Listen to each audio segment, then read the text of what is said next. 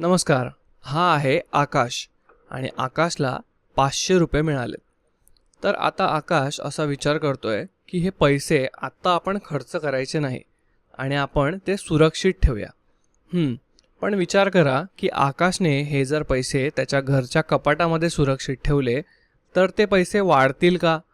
किंवा जर त्याने हे पैसे बँकेमध्ये जमा केले तर त्याचे पैसे वाढतील का की तसेच राहतील? आपण हे समजून घेऊया. तर लोक वेगवेगळ्या प्रकारे बचत करतात आणि बचत म्हणजे काय? तर बचत म्हणजे भविष्यात कधीतरी वापरता येतील म्हणून आपण पैसे बाजूला काढून ठेवतो. आणि आपण ते पैसे कशा प्रकारे बाजूला काढून ठेवतो? तर कोणी बचत खात्यामध्ये म्हणजे सेव्हिंग अकाउंटमध्ये पैसे ठेवतं, किंवा कोणी फिक्स डिपॉझिट म्हणजे FD करतं, किंवा आपल्याला इमर्जन्सीसाठी उपयोगाला येतील म्हणून कोणी काही पैसे बाजूला ठेवतं. तर आपण अशा प्रकारे पैसे वेगळे बाजूला ठेवतो आणि आपण ते भविष्यात येणाऱ्या काही इमर्जन्सीसाठी किंवा आपल्याला भविष्यात कोणती तरी गोष्ट विकत घ्यायची असेल त्यासाठी आपण ते पैसे बाजूला ठेवतो. आणि असं केलं तर आपले पैसे सुरक्षित राहतात आणि ते कधीही काढता येतात आणि ऐन वेळी आपल्याला मदतीला येतात. पण आपल्याला इथे एक गोष्ट लक्षात घेतली पाहिजे की आकाशचे पैसे जर नुसते बँकेत पडून राहिले तर दीर्घकाळात त्याचा फायदा होईल का? इथे एक प्रॉब्लेम आहे. कारण जसं जसं काळ जातो तसं तसं पैशाची किंमत कमी होत जाते. म्हणजेच आज आपण जे 500 रुपयांना विकत घेऊ शकतो ते भविष्यात कदाचित आपल्याला तेवढं मिळणार नाही. आणि आपल्याला जसं इथे दिसतंय की 500 रुपयामध्ये आज आपण खूप जास्त जर वस्तू विकत घेऊ शकतो तर भविष्यामध्ये काही थोड्याच वस्तू 500 रुपयात आपल्याला विकत घेता येतील. म्हणजेच आपण बँकेमध्ये पैसे बचत करू शकतो किंवा बँकेमध्ये पैशांचं रक्षण होतं, पण ते खूप जास्त प्रकारे वाढत नाहीत. आणि म्हणून आता आकाशने सुद्धा अधिक स्मार्टपणे विचार करण्याचा निर्णय घेतला आणि आकाश आता थोडा शहाणा झालाय.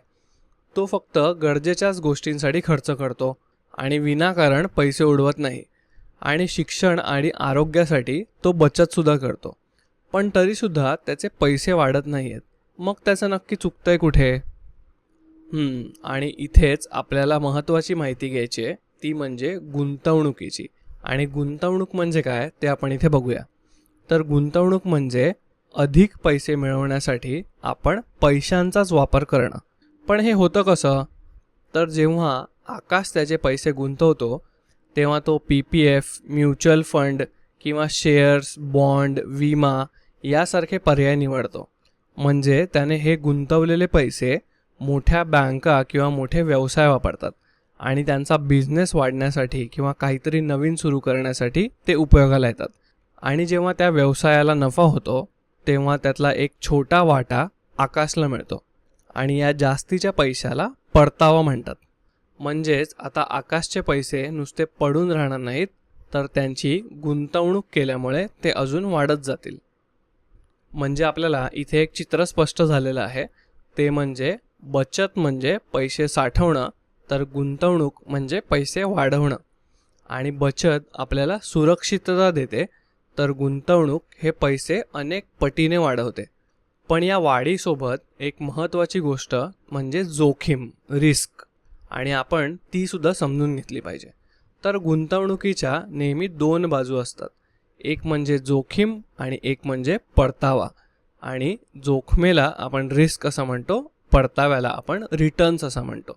म्हणजे आपण इथे समजून घेतलं पाहिजे की आपण समजा PPF, FD किंवा विमा हे सुरक्षित पर्याय निवडले तर इथे आपल्याला जोखीम कमी असते आणि आपल्याला मिळणारा परतावा हा सुद्धा स्थिर असतो किंवा कमी असतो.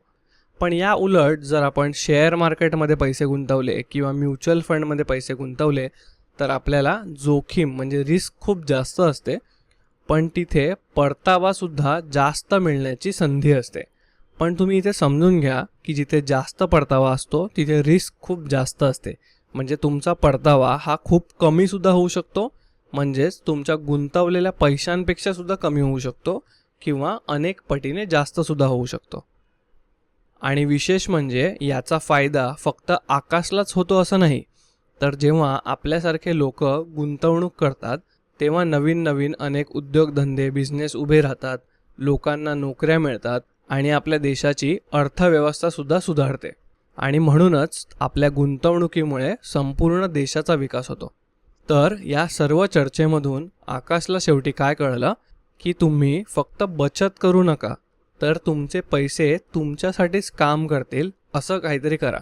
म्हणजेच गुंतवणूक करत राहा आणि आपले पैसे वाढवत राहा.